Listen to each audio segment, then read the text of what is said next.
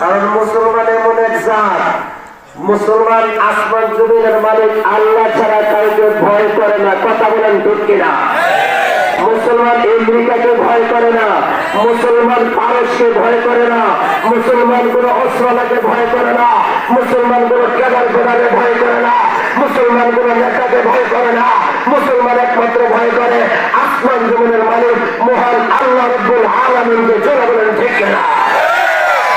মুসলমান জেলকে ভয় করে না, মুসলমান জরিমানাকে ভয় করে না, মুসলমান কাউকে ভয় করে না।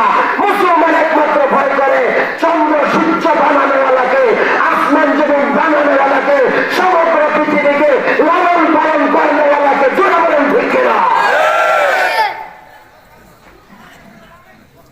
মুসলমান সিংহের জাত, গর্জে উঠে সেই সিলেটে গোবিন্দ রাজার সেই রাজ সিংহাসন ভেঙে পড়ে গিয়েছিল মুসলমানের তকবীরের ধ্বনিতে। জোরে বলেন ঠিক কিনা? মুসলমান কাউকে ভয় করে না, মুসলমান কাউকে ভয় করে না। বেলালে হাফসি মুসলমান ছিল, নির্যাতন করেছিল, পাথর চাপা দিয়েছিল, গলার মধ্যে রশি বেঁধে মরা দুই সাপের মধ্যে মতো সেই মরু প্রান্তে বালুকাময় এলাকার মধ্যে এরকম ওই মক্কার ছেলেদের হাতে বেলালে হাফসির গলায় রশি লাগিয়ে ওই রশির মাথা সেই উমাইয়া যুবকদের হাতে তুলে দিয়েছিল।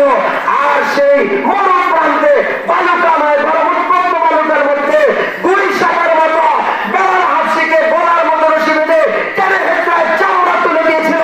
বেলাল বিন্দু পরিমাণ ভয় করে নাই, ভয় করে নাই, ঈমান ছাড়ে নাই, আল্লাহকে ছাড়ে নাই, নবী মুহাম্মদ রাসূলুল্লাহকে ছাড়ে নাই। চিৎকার করে বলেন ঠিক কিনা?